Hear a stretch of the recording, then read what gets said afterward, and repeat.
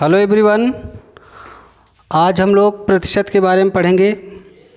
आज तक 5 तक में नहीं आया है, लेकिन 6 से 8 तक में लगातार इससे सवाल आते रहे हैं। तो 6 से 8 तक के लिए ही समझ लीजिए हो रहा है, या 5 तक में आ भी सकता है। तो चलिए समझते हैं प्रतिशत है क्या। प्रतिशत शब्द की उत्पत्ति लैटिन भाषा के परसेंटम से हुई है। प्रतिशत शब्द की उत्पत्ति लैटिन भाषा के परसेंटम से हुई है, जिसका अर्थ है प्रति 100। जिसका अर्थ है प्रति 100। प्रतिशत का ये चिन्ह होता है। प्रतिशत शब्द की उत्पत्ति लैटिन भाषा के परसेंटम से हुई है, जिसका अर्थ क्या होता है प्रति 100। आप इसको यहाँ इस तरीके यहाँ से ला के गुणा करके इस तरीके से लिख सकते हैं कि कोई भी चीज़ अगर अपने आप में 100% है तो वह एक वस्तु है। मतलब कोई भी एक वस्तु अपने आप में 100% होती है, ये बात ध्यान रखिएगा। अब प्रतिशत में सबसे पहले क्या समझाया जाए कि किसी भी संख्या को प्रतिशत में बदलते कहते हैं। जैसे मान लीजिए आपको लिखा हुआ है 2 को प्रतिशत में बदलिए। तो 2 को प्रतिशत में बदलने के लिए हम क्या करेंगे, किसी भी संख्या को प्रतिशत में बदलने के लिए 100 से गुणा करेंगे। किसी भी संख्या को प्रतिशत में बदलने के लिए 100 से गुणा करेंगे, और क्योंकि प्रतिशत चिन्ह लगाना है इसलिए 1/100 से भाग करेंगे। इस तरीके से जाके होता है। तो लिख क्या सकते हैं, 2 को अगर हमको प्रतिशत में बदलना है तो क्या लिख सकते हैं 200%। 2 को अगर प्रतिशत में बदलना है तो क्या लिख सकते हैं 200%। मान लीजिए 4 को प्रतिशत में बदलना है, अब तो डायरेक्ट गुणा कर रहे हैं और परसेंट बाद में लगाएंगे। तो 4 को प्रतिशत में बदलना है तो क्या लिख सकते हैं 400%। मान लीजिए कहा जाए कि 0.5 को प्रतिशत बदलिए। तो 0.5 को प्रतिशत बदलना है तो गुणा करेंगे 100 से, क्या लिख सकते हैं बराबर 50%। मान लीजिए आपसे कहा जाए कि 0.25 को प्रतिशत में बदलना है, तो 0.25 को प्रतिशत में बदलना है तो गुणा करेंगे 100 से, क्या लिख सकते हैं इसको बराबर 25%। कोई भी दशमलव संख्या या किसी भी संख्या को अगर हमको प्रतिशत में बदलना है तो गुणा किससे कर रहे होंगे 100 से। अब मान लीजिए भिन्न वाली संख्याएं हैं, तो भिन्न वाली संख्याओं को प्रतिशत बदलने के लिए वही चीज़ करेंगे। और कुछ भिन्न हैं जो ज़्यादातर उपयोगी होती हैं किसी भी कंपटीशन एग्ज़ाम के लिए। जैसे 1/2 को प्रतिशत बदलना है तो इसको क्या लिखेंगे 100 से गुणा करेंगे, लिखेंगे क्या बराबर 50%। 1/3 को हमको प्रतिशत में बदलना है तो इसको गुणा करेंगे तो क्या लिखेंगे 33 सही 1/3%। 1/4 को अगर हमको प्रतिशत में बदलना है तो इसको गुणा करेंगे क्या लिखेंगे 25%। 1/5 को अगर हमको प्रतिशत में बदलना है तो इसको क्या लिखेंगे 20%। 1/6 को अगर प्रतिशत में बदलना है गुणा करें क्या लिखेंगे 16 सही 2/3%। 1/7 को अगर हमको प्रतिशत में बदलना है तो इसको क्या लिख सकते हैं 14 सही 2/7%। 1/8 को अगर हमको प्रतिशत में बदलना है तो इसको क्या लिख सकते हैं 12.5%। 1/9 को अगर हमको प्रतिशत में बदलना है गुणा करेंगे 100 से, क्या लिख सकते हैं 9 सही 1/11 सही 1/9%।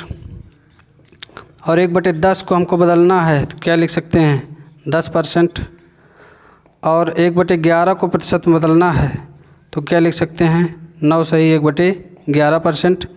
ये कुछ भिन्न हैं जो लगातार किसी भी एग्ज़ाम में लगातार आती रहती हैं।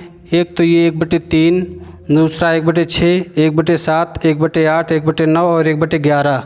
ये कुछ भिन्न ऐसी हैं जो लगातार हर एग्ज़ामों में आती रहती हैं। अगर आपको डायरेक्ट मालूम है तो 33 सही 1/3% का क्या होगा 1/3, ये बात ध्यान रखिएगा।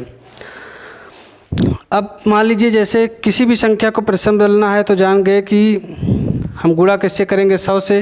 और हमको पता है कि किसी भी संख्या से अगर प्रतिशत को हटाना है, किसी भी संख्या से अगर प्रतिशत को हटाना है तो भाग किससे देंगे 100 से। जैसे मान लीजिए 20% है, 20% आपको दे के रखा है और इसको इससे अगर प्रतिशत को हटाना है तो भाग देंगे 100 से। तो इसको क्या लिख सकते हैं 20% बराबर 1/5। 20% बराबर 1/5। ऐसे मान लीजिए आपको कहा जाए 25% को भिन्न में बदलिए तो क्या लिख सकते हैं 25% को अगर भिन्न में बदलेंगे तो क्या लिखेंगे 25 गुणे 1/100, तो ये क्या लिख सकेंगे 1/4। मतलब चीज़ें वही थी, बदलना है प्रतिशत के रूप में तो 100 से गुणा करेंगे, प्रतिशत को हटाना है तो क्या करेंगे भाग करेंगे। अब यहाँ चीज़ क्या समझ के रखनी है, समझ के ये रखनी है कि आप देखिए कि जब हम किसी प्रतिशत को किसी प्रतिशत को भिन्न के रूप में बदल रहे हैं, किसी भी प्रतिशत को भिन्न के रूप में बदल रहे हैं, तो जो ये हर में मान आ रहा है, इसीलिए जब आपको भिन्न में बता रहा था तब ये बताया था कि जो भी हर में कोई वैल्यू आएगी कंप्लीट मान को दर्शाएगी। तो आप देखिए 5 का जो 20% होता है वो हमेशा क्या होगा, 1 होगा। ये देखिए 5 का जो 20% होगा, क्योंकि परसेंट है, परसेंट को हटाने के लिए 100 से भाग होगा, वो क्या निकल के आ रहा होगा, 1। और जो 4 का 25% होगा वो क्या निकल के आएगा, 1 निकल के आएगा। मतलब ये है कि अगर हम किसी भी चीज़ को प्रतिशत से भिन्न में बदलते हैं तो जो हर में मान आता है वो तो मूल मान को दर्शाता है, जो कंप्लीट वैल्यू होगी उस मान को दर्शाएगा, और जो अंश में मान आएगा वो उसके प्रतिशत मान को दर्शाएगा। ये बात ध्यान रखिएगा, वो उसके प्रतिशत मान को दर्शाएगा। जैसे मान लीजिए सवाल के माध्यम से समझते हैं कि सवाल को अगर सवाल बनाएं तो क्या लिख सकते हैं। कहा जाए कि किसी विद्यालय में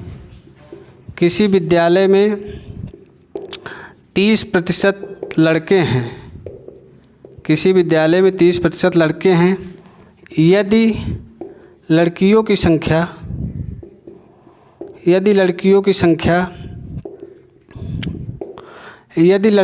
संख्या 28 है तो विद्यालय में कितने विद्यार्थी हैं, विद्यालय में कितने विद्यार्थी हैं।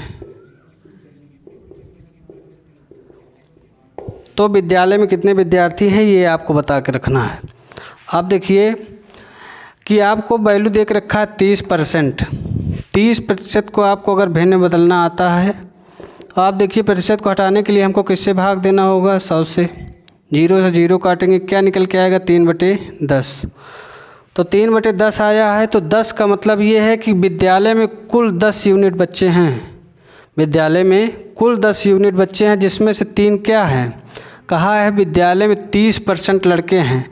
तो इस 10 का परसेंटेज मान ऊपर आएगा, यही बात यहाँ समझा रहा था कि अगर विद्यालय में कुल 10 बच्चे हैं तो 10 का 30% लड़के हैं, मतलब 3 लड़के हैं। विद्यालय में अगर 10 बच्चे हैं तो उसमें लड़के कितने हैं, 3, तो लड़कियां कितनी हैं, 7। विद्यालय में अगर 10 बच्चे हैं, लड़के 3 हैं, तो लड़कियां कितनी हैं, 7। आपको इस 7 जो मान आया है, 7 की वैल्यू दे के रखा है कि विद्यालय में कितनी लड़कियां हैं, 28। तो 7 की वैल्यू 28, तो 1 का मान क्या होगा, 1 का मान होगा 28/7, मतलब क्या होगा, 4। और 1 का मान 4 होगा, तो आपसे पूछा जा रहा है कि विद्यालय में कुल कितने विद्यार्थी हैं, तो 10 × 4 = 40 विद्यार्थी हैं। विद्यालय में कुल कितने विद्यार्थी हैं, 40। आपसे पूछा जाए लड़के कितने हैं, तो 1 का मान 4 है, तो 3 का मान क्या होगा, 4 × 3 = 12 हो रहा होगा। 1 का मान 4 है तो 3 का मान क्या हो रहा होगा, 12। या इसमें कुछ और लेके देखते हैं। आपसे कहा जाए कि किसी विद्यालय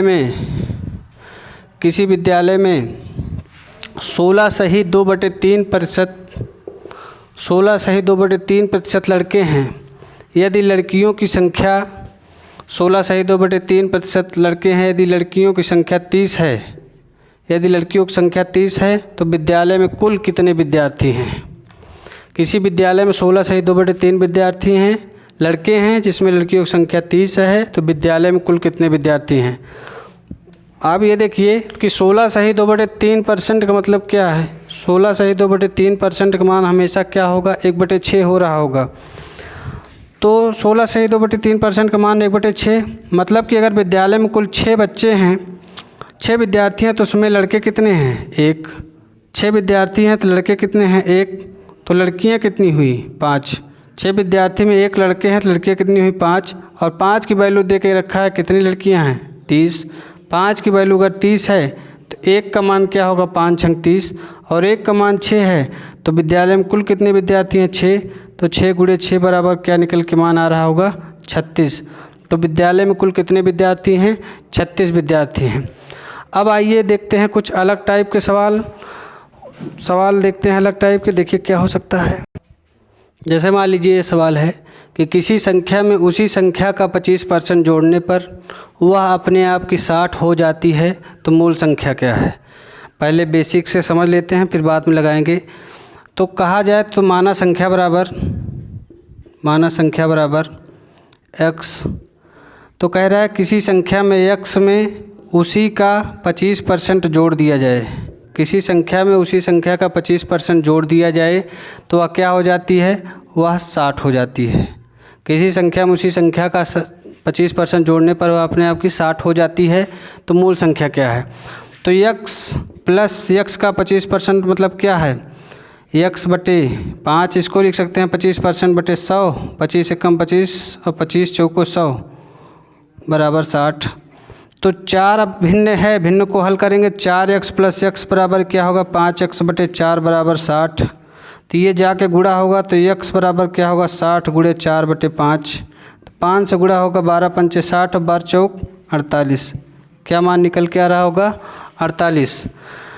तो इसको लगाएंगे कैसे, लगा इस तरीके से सकते हैं कि आपको देख रखा है परसेंटेज मान 25% और 25% का मतलब क्या होगा, 1/4। तो मतलब कि अगर संख्या 4 है, मूल संख्या आपको दर्शाई जाएगी जब भी हर में वैल्यू आ रही होगी। संख्या अगर 4 है तो 4 का 25% क्या हो रहा होगा, 1। तो कह रहा है संख्या में उसी का 25% जोड़ दिया जाए, मतलब संख्या में 1 जोड़ दिया जाएगा तो संख्या क्या हो जाएगी, 5। और संख्या 5 हो जाएगी तो संख्या क्या हो जा रही है, 60। तो 5 की वैल्यू 60, तो 1 की क्या होगी, 12, क्योंकि 12 पंचे 60, 1 की 12। तो पूछ रहा है मूल संख्या क्या है, तो मूल संख्या 4 है, तो 12 चौक 48। तो मूल संख्या क्या निकल के आ रही है, 48। आगे मान लीजिए इसी में एक सवाल और बनाते हैं कि इस तरीके से है कि किसी संख्या में उसी संख्या का 11 सही 1/9% जोड़ दिया जाए, किसी संख्या में उसी संख्या का 11 सही 1/9% जोड़ दिया जाए तो वह अपने आप की 110 हो जाती है, वह अपने आप की 110 हो जाती है। तो मूल संख्या क्या है, आपको पता है कि 11 सही 1/9% का मतलब क्या है, 11 सही 1/9% का मतलब क्या है, 1/9। तो 11 सही 1/9% का मतलब क्या है, 1/9। तो कह रहा है कि अगर मूल संख्या 9 है तो 9 में 11 से 1/9% जोड़ दिया जा रहा है तो संख्या कितनी हो जा रही है, 10। और 10 की वैल्यू क्या देख रखा है, 10 की वैल्यू 110। अगर 10 की वैल्यू 110 है तो 1 की क्या होगी, 110/10 कट जाएगा तो 1 की वैल्यू 11। तो मूल संख्या क्या है, 11 गुणे 9 बराबर 99। तो मूल संख्या क्या निकल के आ रही है, 99। अब आइए दूसरे टाइप के सवाल देखते हैं कि उसमें क्या कर सकते हैं। जैसे है किसी संख्या में उसी संख्या का 14 सही 2/7% घटाने पर वह 66 हो जाती है, तो मूल संख्या क्या हो सकती है।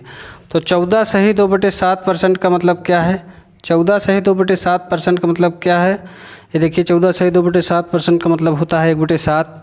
तो 1/7 निकल के आया मान। तो मूल संख्या जब भी हर में जो वैल्यू आएगी मूल संख्या होगी, मूल संख्या में का 14 सही 2/7% घटाने पर, तो 7 का 14 सही 2/7% क्या होगा, 1। तो 7 में 1 घटाएंगे तो क्या निकल के आएगा, 6। और 6 की वैल्यू क्या देख रखा है, 66। 6 की वैल्यू 66, तो 1 की क्या होगी, 66/6 मतलब 11। 1 की वैल्यू 11, तो मूल संख्या क्या है, 7 गुणे 11। तो मूल संख्या तो 7 थी, 1 का मान 11, तो 7 गुणे 11 बराबर 77। आपसे पूछा जाए कि कौन सी संख्या घटाई गई, तो यही 1 घटाई गई थी और 1 का मान क्या था, 11। तो मतलब संख्या 77 थी, 77 में 11 घटाई गई तो संख्या क्या बच गई, 66 बच गई। अब आइए देखते हैं कुछ दूसरे टाइप के सवाल क्या कर सकते हैं उसमें। जैसे मान लीजिए ये सवाल है कि किसी संख्या में 20 जोड़ने पर वह अपने आप की 110% हो जाती है, तो मूल संख्या क्या है।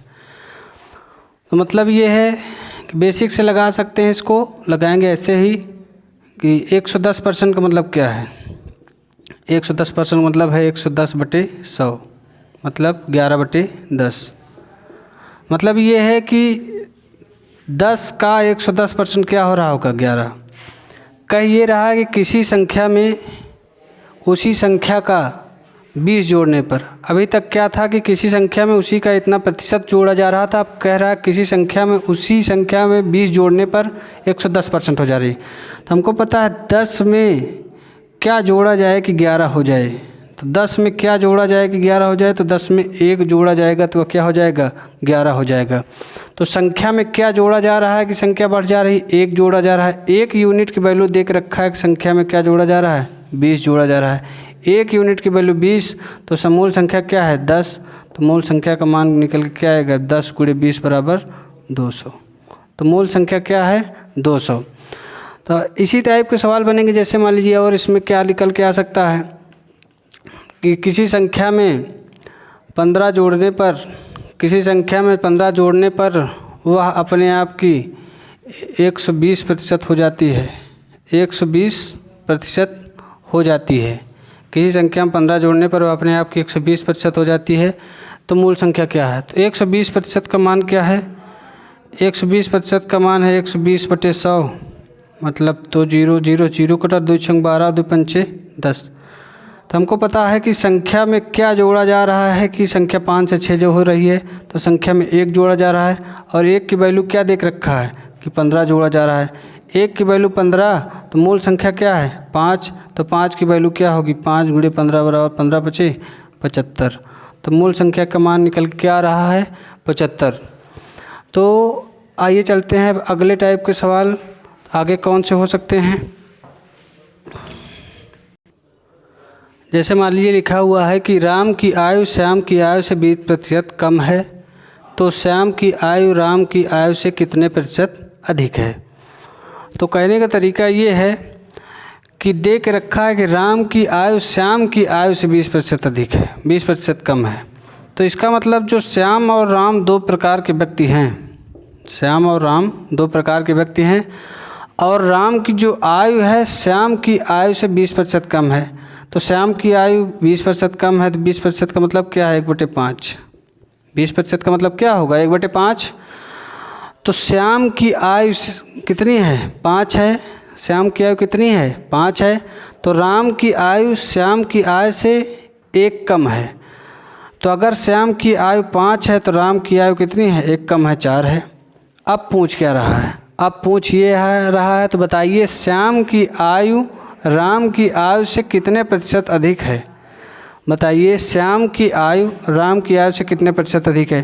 तो ऐसे देख के बता सकते हैं कि श्याम की आयु राम की आयु से 1 अधिक है, श्याम की आयु राम की आयु से कितनी अधिक है 1 अधिक है। 1 अधिक है किसकी आयु से राम की आयु से पूछ रहा है। तो श्याम की आयु राम की आयु से कितनी अधिक है 4, राम की आयु से अधिक है, और × 100 बराबर क्या लिखेंगे बराबर 25%। तो कितनी अधिक है, तो श्याम की आयु राम की आयु से 25% अधिक है। फार्मूला इस पर क्या होगा, फार्मूला होता है प्रतिशत वृद्धि बराबर, प्रतिशत वृद्धि बराबर कमी × 100/100 माइनस कमी %। तो प्रतिशत वृद्धि हमको निकालना है कितने प्रतिशत अधिक है, तो कमी कितने की हो रही है 20 × 100/100 माइनस 20। तो क्या लिख सकते हैं 20 × 100/80, और 20 चौको 80 और 4 से काट रहे होंगे तो क्या निकल के आ रहा होगा 25%। तो कितना अधिक हो रही होगी 25%, राम की आयु से श्याम की आयु 25% अधिक हो रही होगी। आगे इसी में और थोड़ा सा लगा दें कि थोड़ी वैल्यू बदल दे रहे हैं ताकि समझ में आ सके कि राम की आयु श्याम की आयु से 16 सही 2/3% यहाँ अधिक कर दे रहे हैं, अधिक है।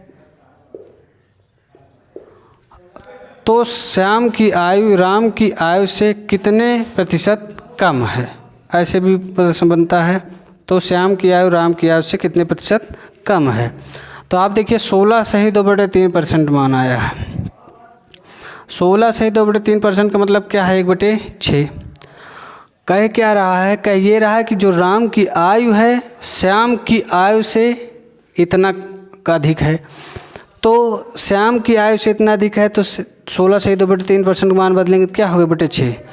तो श्याम की आयु है कितनी 6, हमको मानना पड़ेगा किसी न किसी से अधिक है राम की आयु। तो श्याम की आयु अगर 6 है तो राम की आयु 1 अधिक है, तो कितनी है 7 है।